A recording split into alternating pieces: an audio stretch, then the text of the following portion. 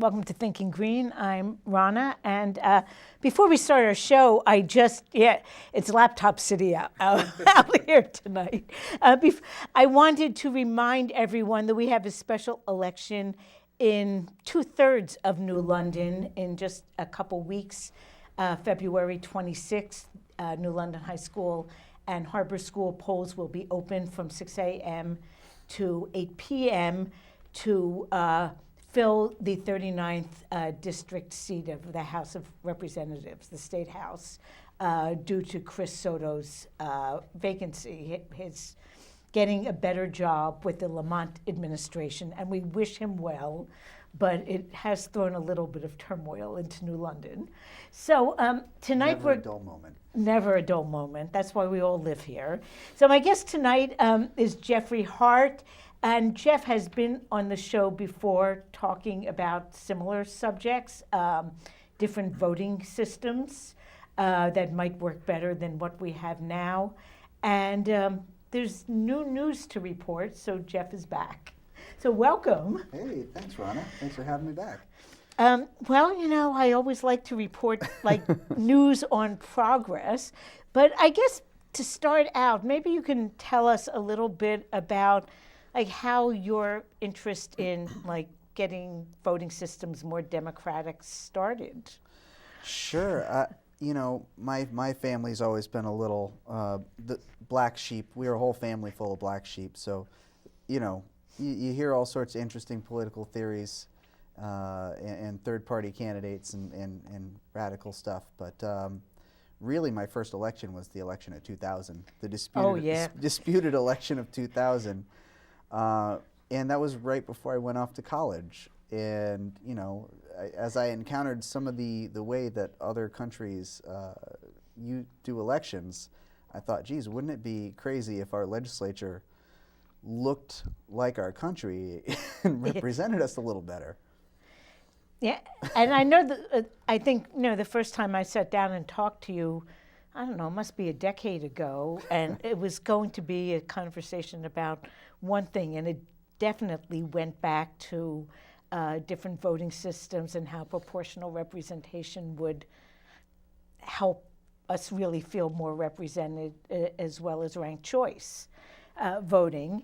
So I guess the reason that this is so timely is that Connecticut has a pretty serious effort going on right now to take the first baby steps maybe towards a ranked choice voting system. So I think you've been there from the outset of this effort. Yeah, it's not just Connecticut. I'm happy to report that ever since Maine switched their congressional seats to this method, there's been a number of states that have gotten organized. Massachusetts helped us get organized. There's a voter choice organization up there, and Adam Friedman came down and spoke with us, and now there's a Voter Choice Connecticut as well. So what we've been doing is just basic organization, trying to find out who's interested and get everyone connected, and also see what bills are capable of getting attention this session and in the future. So so Maine is using ranked choice voting in some of its elections. Can you talk a little bit about how that happened? Sure. Well, maybe if if you're not familiar with ranked choice voting at all, and I have to assume a lot of folks haven't seen it since we don't use it here in Connecticut yet, the basic problem that it's meant to solve is with vote splitting and spoiler effects. Yeah, and many of us have agonized over, like, do we vote for the candidate we want to, or do we vote strategically? And it's a big question, and sometimes when the stakes are hard, it's a difficult question to answer. Absolutely, and right when politics gets most complicated and interesting is when our current system sort of breaks down. And if enough candidates are running, well, I mean, really only 3, right? Then you could win with less than 50% of the vote, and a lot of people aren't aware of that. If you ask them how does democracy work, the reflexive answer is that, well, when half of the people agree on something, you go ahead and do it. But that's not exactly how it works here in a lot of states, but here specifically, plurality could be as little as 15 or 20% if it's split enough. And even if it isn't quite that bad, and it's 3 candidates, and someone wins with 35 to 40%, actually 55 to 60% of the population could despise the person. They could, and it's unfortunately we never bothered to ask them how they felt. No, we have no idea. Right. But using a ranked choice ballot, you can. It's as easy as marking the order of preference for your candidates, 1, 2, 3. Well, and a lot of people feel as though that seems complicated, but my high school used ranked choice voting. It was sort of a running joke that for class officers we used the Hare system, which is a single transferable vote ranked choice system. And so it never seemed to me at all weird to be ranking candidates, but I think a lot of people feel very intimidated by the thought of a ballot looking more complicated. So I don't know if now is a good time, but we have a video that kind of shows how ranked choice voting works. Sure. And maybe if we just give them the basic idea that if there's no clear winner, then the candidate with the least amount of votes is eliminated, and their second choices are considered. And that continues until there's someone with 50% of the vote. And sometimes I have to say there are some ranked choice antagonists who say, well, sometimes it might only be 49.7 because there are some voters who only want one candidate, and if that person is not one of the top 2, their votes won't get redistributed. Yes. But if you think that, if you think about if you had a runoff election and those people didn't come out to vote, you wouldn't say, oh, you had 1% less participation in the runoff, so it wasn't 50%. I mean, those abstentions are people who chose not to participate in the later countings. So I hope this video will work. Pick your favorite color. The ranked choice voting way. Instead of voting for just one color, you get to rank your top 3. Well, purple is the best, but if I can't have purple, I want blue. And if neither of those wins, I guess I can live with orange. Now, let's count up everybody's votes. Under ranked choice voting rules, it's not enough just to get the most votes. You need a majority. More than 50% of the votes. Purple's ahead, but it has only 7 votes. It needs at least 11 to win. So we eliminate the color in last place. Sorry, orange fans, we're going to your second choice. 2 more for green. 1 for purple. But no color has 11 votes yet. Still no majority. Bye-bye, blue. 1 more for purple. 4 for green. And we have a winner. The ranked choice voting way.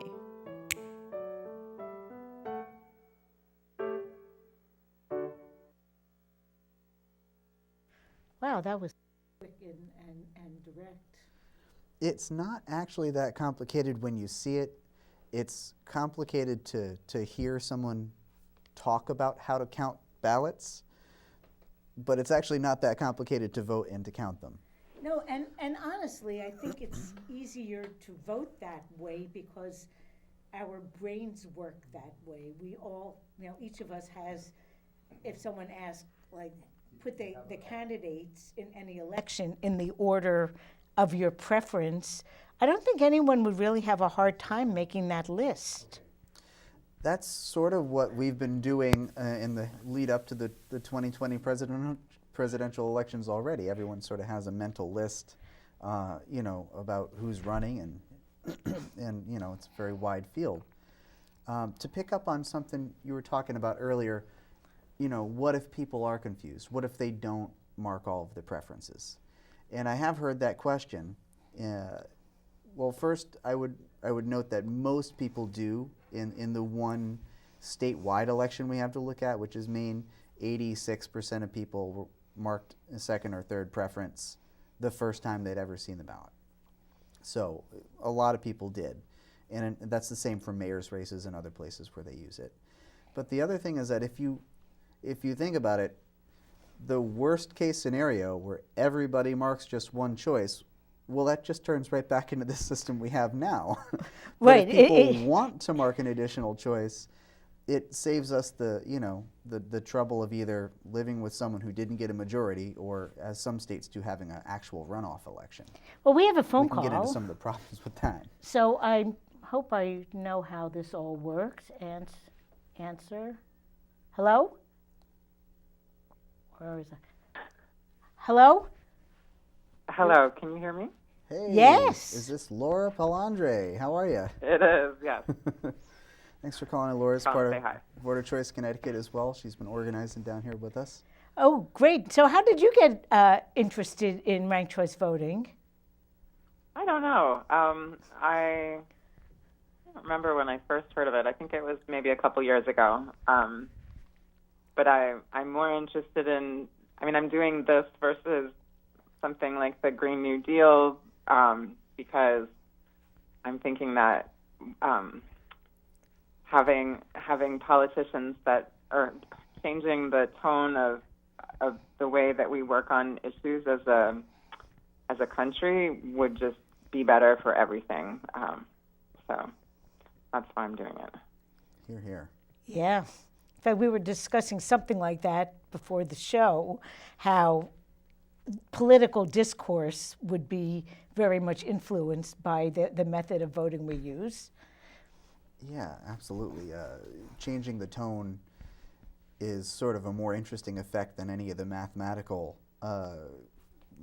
counting effects that you can talk about.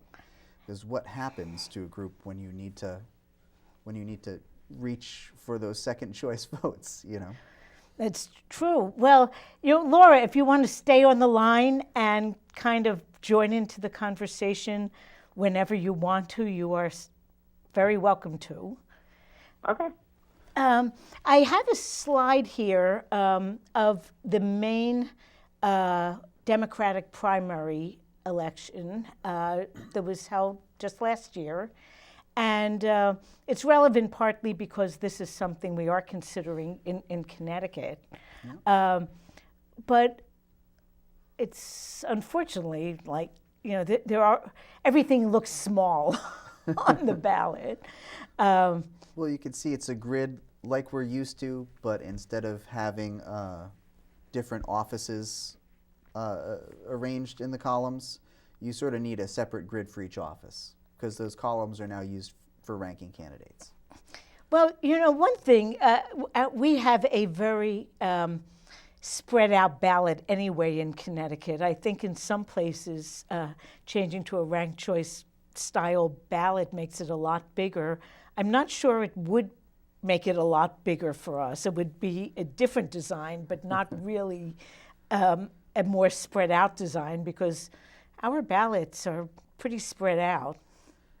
Not to get into the weeds, because there are a lot of really sort of wonky policy questions that you've got to deal with as you redesign a ballot, and every state's a little bit different, so ours wouldn't look just like Maine's. Right. We have fusion voting here, so one of the effects of that is to actually add a lot of lines to the ballot. And so there are interesting effects or challenges that happens when you try to design fusion voting into ranked choice voting, and we might end up saving space or breaking even. Yes. But I wouldn't spill blood over paper. Right. And there's a way. I suspect that when Connecticut adopts a ranked choice system, you won't be able to have people's names appear more than once for a single office. And I do have some samples, some hypothetical possibilities, because a person can't be your second and fourth ranking. It would just be too weird. Yeah, you don't want to offer them the opportunity to accidentally Right. choose the same person twice. So Maine has adopted this ranked choice voting in the primaries, correct? Or Yeah. in other elections as well, The or primaries and the general election. So it's been used twice in a statewide election in Maine. because the only ballots I saw online were the primary ones, but that's true. The last election last November was also using ranked choice voting. That's right. And they did actually have a plurality situation, and they did count some second choice votes. Funny enough, we did the same thing at our last business meeting when we chose the name of our organization, and we had 3 options, plus you could always have write-ins, and we did the same thing, and we also had to break a tie there. So it's wouldn't you know it? Well, it already is used in a lot of places. It's used for the Academy Awards. It's used. A lot of different kinds of voting systems do already use rankings, just not our political system, except in a few places. I have. This is the going from the Democratic primary election last year in Maine. This is this past year's Republican primary ballot you can see there were 5 candidates for governor, and the results were quite surprising to people. And there were 3 candidates for lieutenant governor as well. So both of them, those offices had a real potential for the winner not even having close to a majority necessarily. Yeah. And I do have the numbers, if we want to look at them. These were the it is results. pretty even. I mean, the difference between the winner and the loser is significant, but between each place and the place above it is only a couple of percentage points. And we don't know if, I'm not that familiar with the particular Republicans, but if Boughton and Stemmerman were more similar in terms of policy and general demeanor than Stefanowski, then it could be that the majority of voters would have preferred a different outcome. And I don't I know. actually met Bob Stefanowski. Last night I was talking about ranked choice voting with, I attended one of the Madison Republican meetings, and I stayed after to talk with folks.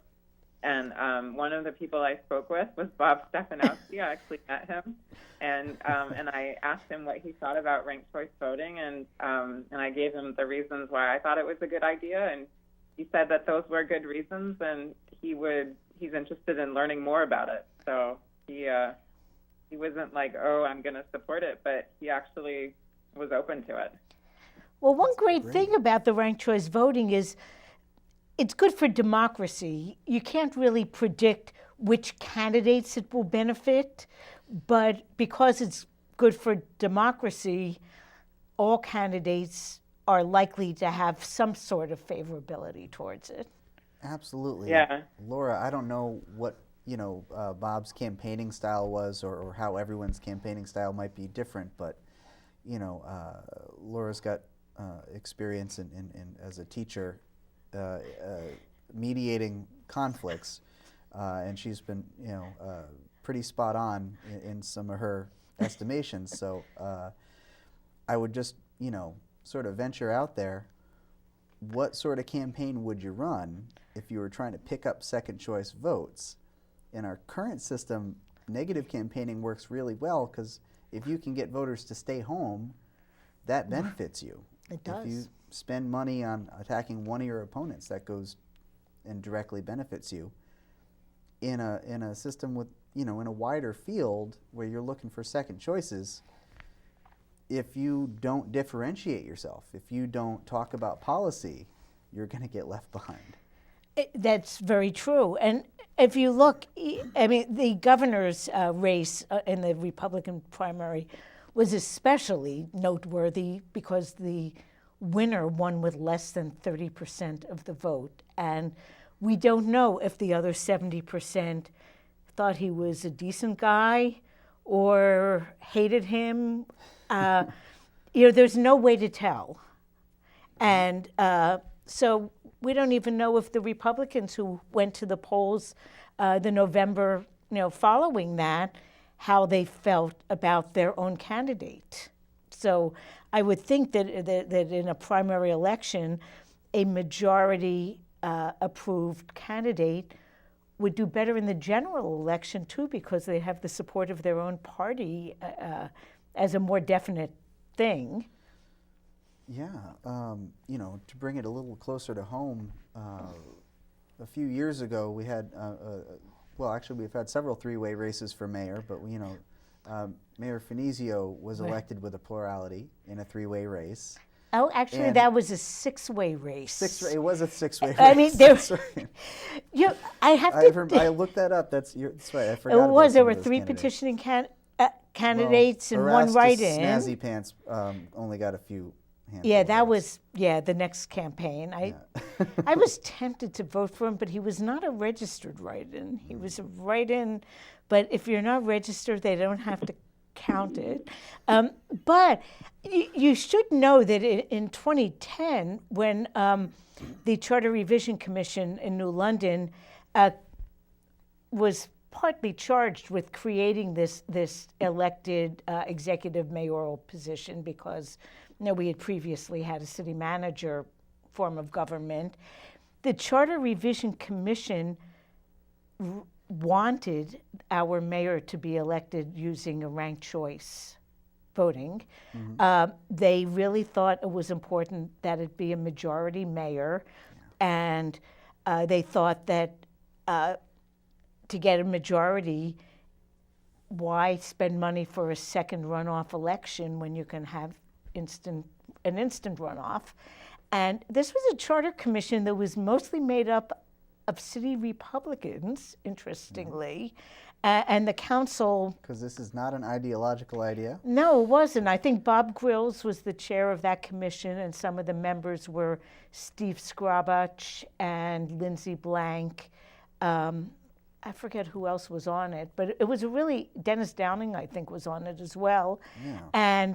But they felt that for the mayoral race, you really wanted that 50% approval rate because New London is New London. It's a very cantankerous place.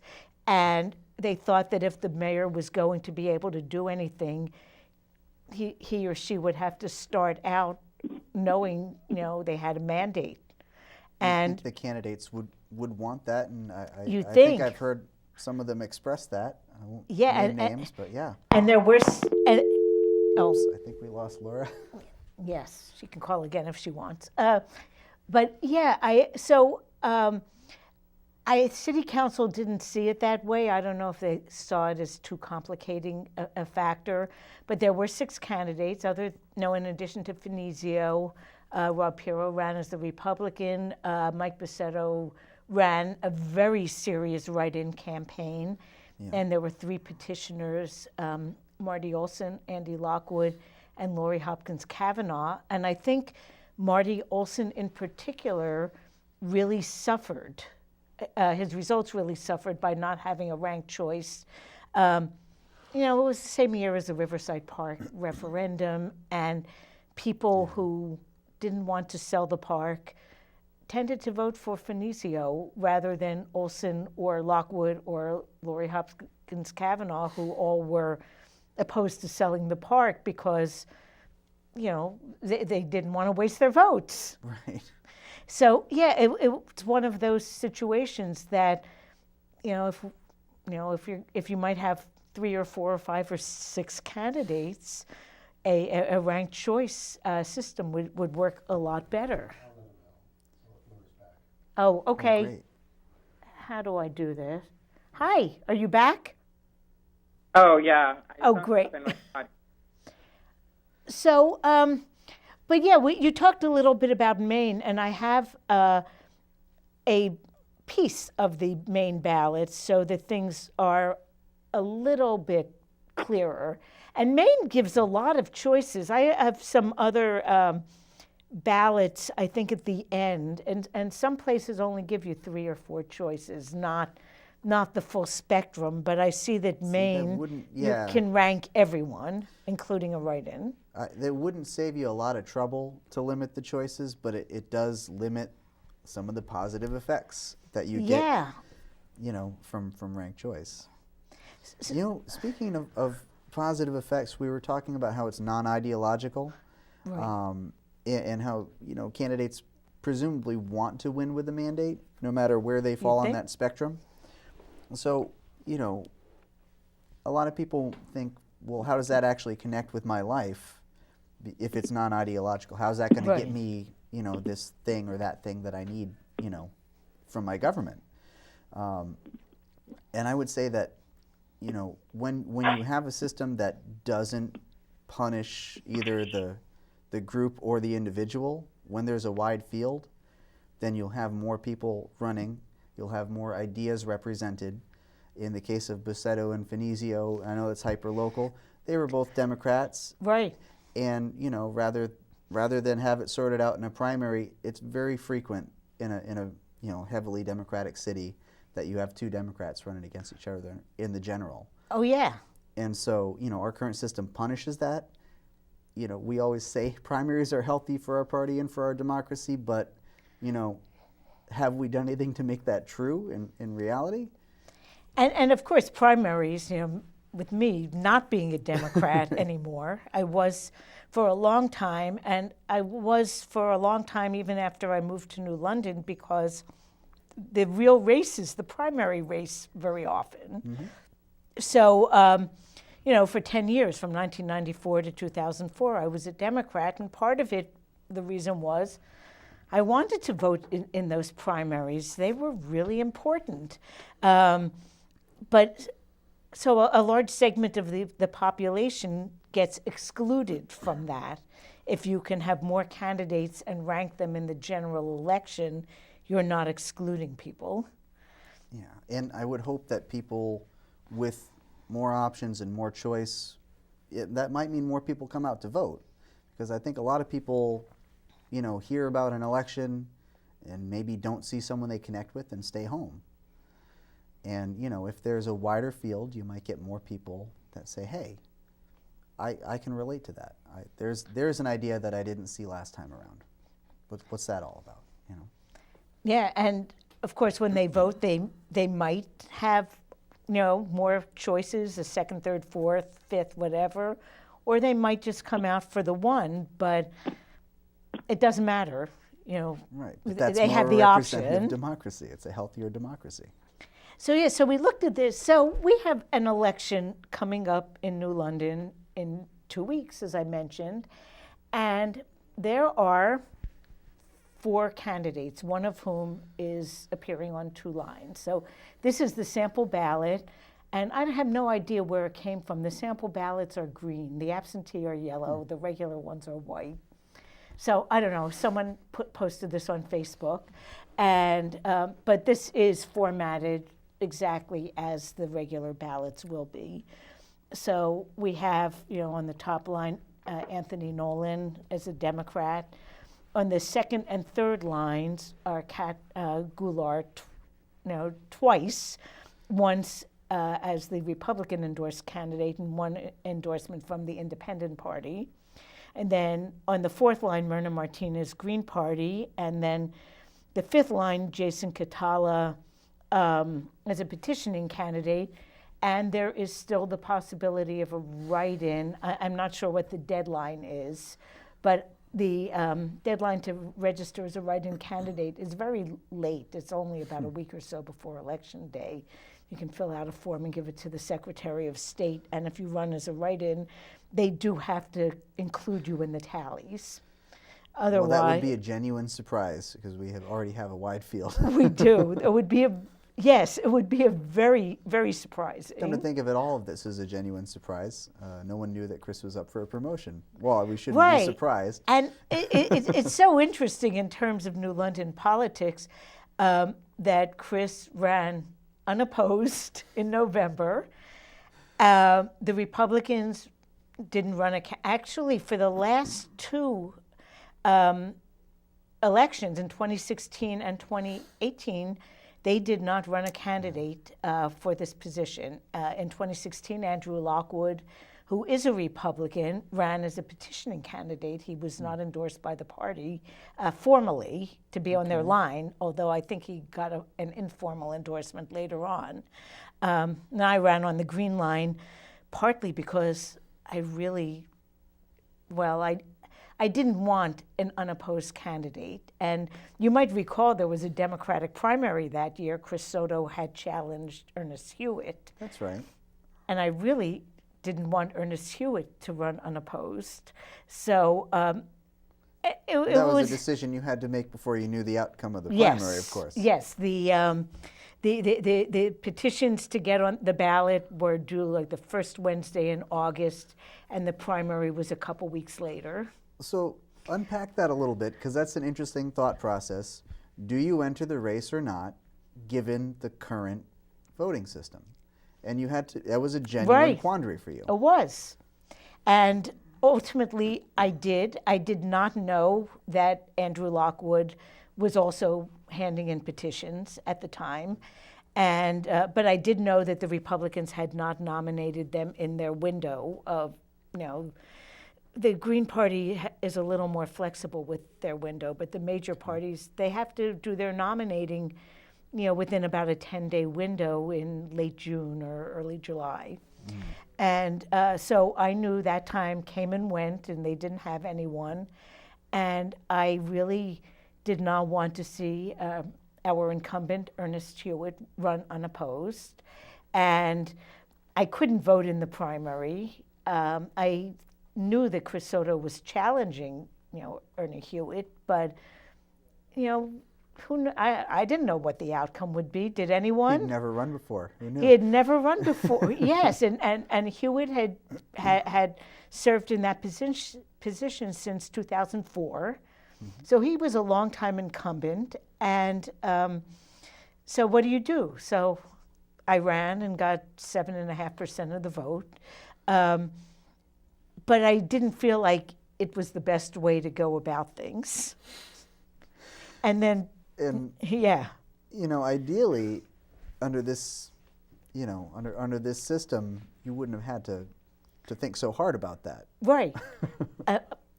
So I was looking at the ballot we're going to see in a couple of weeks, and then I did a kind of a mock-up based on the main ranked choice system, what this ballot would look like if this particular race were conducted as a ranked choice election. That's not so frightening, is it? Yeah, and so people could choose their first, their second, their third, their fourth, their fifth, including a potential write-in. And if they don't want to, if there are some candidates they don't support, they don't have to. Right. In internal state Green Party elections, we also always have a none of the above option. And in theory, at least, once you hit none of the above, any candidate who got fewer votes than none of the above, you hold a new election. In practice, it is not always done that way, but the theory is, and sometimes I do feel, we have had a few elections since I've lived in Connecticut that I couldn't vote for either candidate, and I would have liked to have had none of the above. But even so, this really, I don't think it is very complicated at all. But what I wanted to show people also is that different places have somewhat different formats. This is based on Maine's, and it's the most flexible because you really have the option of sequencing every candidate available. And to my surprise, when I looked around to other places, the choices were more limited. For example, I think this is Minneapolis, and you can choose your number 1, 2, or 3. But I think the candidate list on this particular ballot is longer than what you see on screen. I think this particular slide was, truncated the bottom of the ballot. So you might have, 8 or 10 or 12 candidates, and you have to choose your top 3. It's better, but I don't think it would assure a majority. Well, yeah. Here's what jumps out at me. One of the problems about having a runoff election is that some states will just take the top 2 candidates. Well, picking the top 2 out of a wide field with plurality is not really that much better than picking the top 1 candidate out of a wide field with a plurality. True. So, a plurality runoff is not guaranteed to get you 50% support of that original pool of voters. And this sort of has one of those limitations. Yeah, and I saw this one also. I think this is San Francisco Board of Supervisors, and they use a little different system. Instead of filling the bubbles, you complete the arrow, but it still has that same limitation. I can see 1, 2, 3, 6 candidates plus write-in, and you only have 3 choices. So once again, I like the idea of the Maine system as more flexible and more likely to assure that you really have a majority. Yeah, and as long as we have these single-seat districts, this system works exactly the same. One of the questions I've gotten before is, well, what about these at-large city council elections? What if you have to elect 7 people? And there's 2 easy answers for that. One is, well, it's a little clunky, but you could just hold 7 instant runoff elections and pick your 7 people in 7 successive counts. The other one is called single transferable vote. Without getting into how to actually count that, it's the same ballot. It's a slightly more nuanced way to count, and they've been using it in Cambridge, Massachusetts since the dawn of time, since before I was born. So. Yeah, and that is used in our state Green Party elections. We have I love that system, 3 co-chairs, and so it's multiple offices, and there might be 6 or 7 candidates for those 3 co-chairs. So it's tallied as a single transferable vote. People rank as many as they want. So from the point of view of what the voters' behavior is, it isn't really any different from a single office. But the way it's tallied is a single transferable vote. And it does have its own strategy attached to it. Yes. But so does everything. Well, hopefully that strategy is be civil and raise issues to differentiate yourself. That's what I want to see out of an election. I hope that's what everybody wants to see out of an election. I hope. I think people would really like it if they experienced it, but I'm not sure that a lot of people know exactly what it would look like because our politics, have really gone far afield from that. Sure. So I guess I wanted to talk now. I have one more slide, and then we'll give up our laptop and just talk about Voter Choice Connecticut. There you go. And, this is how to get a hold of us. So how long has the group been in existence? Oh, gosh. We went from a conversation to an actual meeting last December, and we've been sort of in a flurry of activity ever since. And the next meeting is next Tuesday? Yes, actually, it's sneaking right up on us. We've been holding our meetings in New Haven at the public library, And we've sort of established the third Tuesday of the month as our ideal, or the fourth Tuesday. Yeah. Correct me Third, it looks, seems like. on that. Yeah. The Nonetheless, 19th would be the 19th, third, right? Yeah, would be the third. And yeah, we've had a pretty decent turnout, and we've been trying to develop a cohesive strategy, an organization that can sort of stay around, and teams of people to do different essential things. And I did go to one of the meetings, and it was good to see that the participants came from a lot of different places. It wasn't all one little clique. It was geographically diverse, I will say that. We have to be diverse in other ways too. We have to make sure that we're ideologically and intersectionally diverse too. And so I saw that in the announcement for this next one, how to explain RCV like a pro.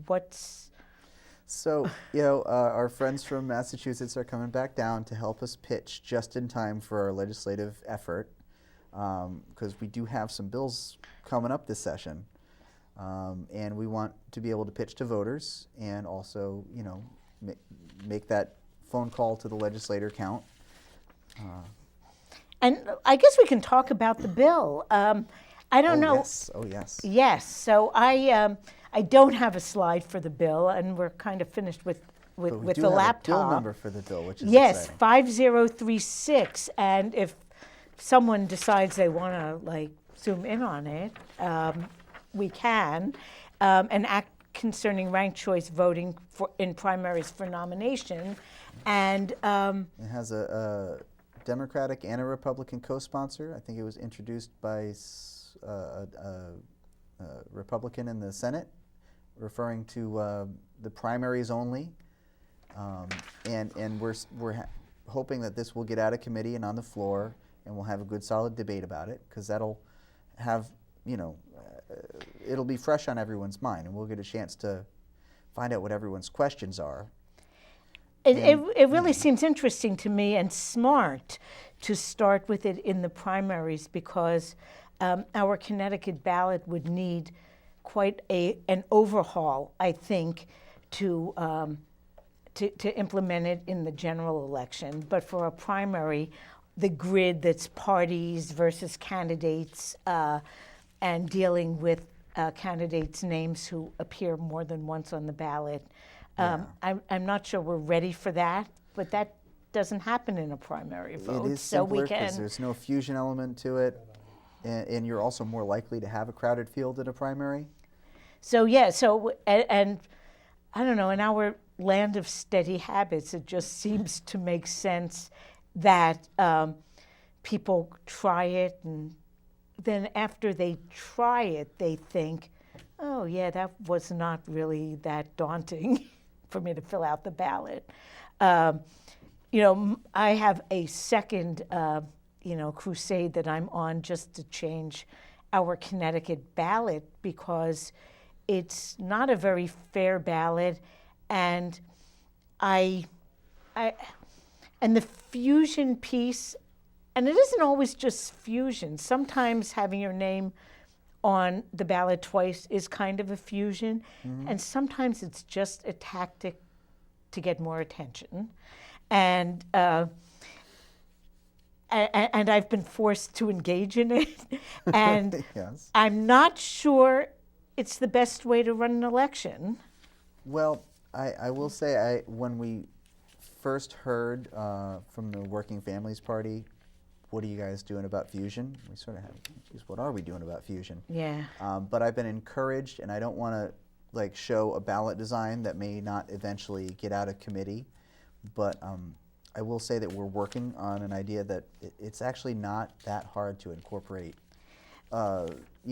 multiple endorsements into this and still get a meaningful result about what party you choose to support. And I don't know if people want to look at these or not. I have two different ballots, one from Rhode Island, Smithfield, and one from Washington, D.C. The D.C. one is kind of my favorite because they actually randomize the party order in this one. So for each race, let's see, the order that the party is in is random.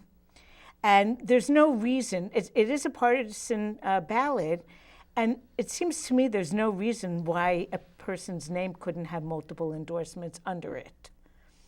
So that's DC.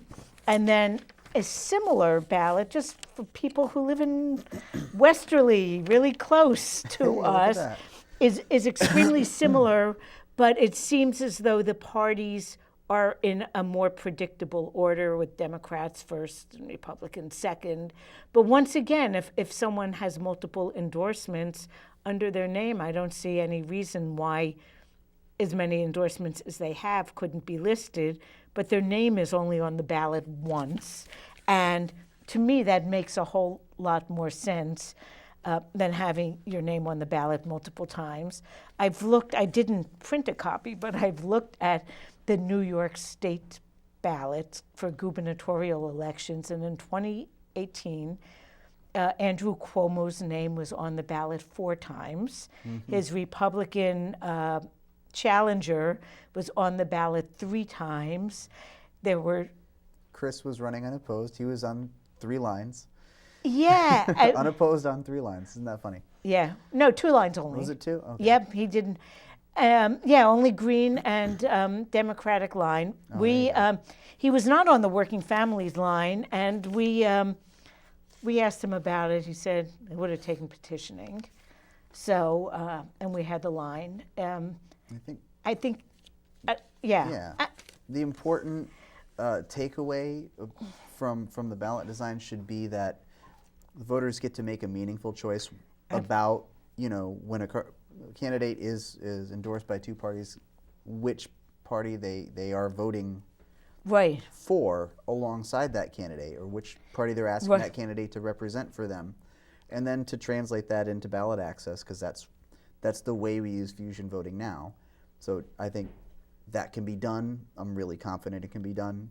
I can't wait to show you how it gets done. I'd be interested in seeing how it can be done. But just to pick back up on this one bill Yes. is out, and then there are some other reforms coming later. So the first thing we'd ask everyone to do is contact the GAE, Government Administration and Elections Committee chairs. And if they go to Voter Choice CT, our Facebook page, or if they email us at info@voterchoicect.org, we can get you a little contact info and a little boilerplate to send out. But that would be the first ask, and then later in the year, the Secretary of State is releasing her election reform package, and she is going to include a study bill as part of that. So discussing who's going to be doing the study and how it's done is of course important, but we want to make sure that we keep the issue on the floor of the House, and that we get the study bill rolling with some enthusiasm. And so if you contact your local representatives, wherever you happen to be. Which we don't know who it is right yet. Well, my house is, unresolved, but, Yeah. talk to all of them. Make sure, ask your candidates, as a That's matter of fact, where they stand on ranked choice voting. And really, this bill, 5036, it's to amend the general statute to establish in the party primaries the allowing voters to rank candidates in order of preference, and the tabulation uses the instant runoff formula, and that a candidate wins when they receive at least 50% of the vote. Well, we're Pretty down to straightforward. about the last 3 minutes, and so just tell people again how they can get involved and when the meeting is, and how people can get involved if they can't get to New Haven. So if you can come to New Haven, that's great, because we're going to have some great trainers coming down to talk, and it's always great to meet face to face. So that would be Tuesday, the 19th of February, in the New Haven Public Library at 6 o'clock? 6 or 6:30. You can get in touch Check with the me Facebook or page. with Jeff I or should've their checked my schedule Facebook page. Before I came out here, Yeah. I'm looking for my phone, but I thankfully left it off camera. But yeah, that's one way, reaching out to us by email or on our Facebook page. We can put you in touch with different people. Let us know what you're interested in. We have, going to events and talking to voters, writing letters to the editor. We have, we need people in communications, fundraising, strategy, doing policy research, and just all around organizing. Now, do you have a couple of state reps so far who really like the idea? Well, Josh Elliott he's come to the had meetings. introduced ranked choice voting last year, so he was in the loop for our first meeting. And I saw that David Michel was also at the meeting I went to. He's a new state rep from Stamford area, former Green, so of course he's like in favor of ranked choice voting. I've asked our delegation, I've asked Senator Formica and Rep. Carney and a couple of other folks, Susan Connolly, and so far I don't have anyone's numbers in the spreadsheet yet. Most of the response has been, really, that's interesting, I want to find out more. It's been pretty even on both sides of the aisle, so I'm really encouraged that it's going to be bipartisan and it's going to happen. Well, I hope so. This would be exciting if by 2020 elections we started to see that happening. Well, thank you, Jeff, for coming on again and talking about elections and how we can make them better. Next week, hopefully, we'll have Michelle Bicking on the show. We'll have to pre-tape on Saturday. If we do that, maybe I can come to New Haven next Tuesday, talking about the future of industrial hemp in Connecticut. So we'll see you then. And thanks again, Jeff. Thanks so much.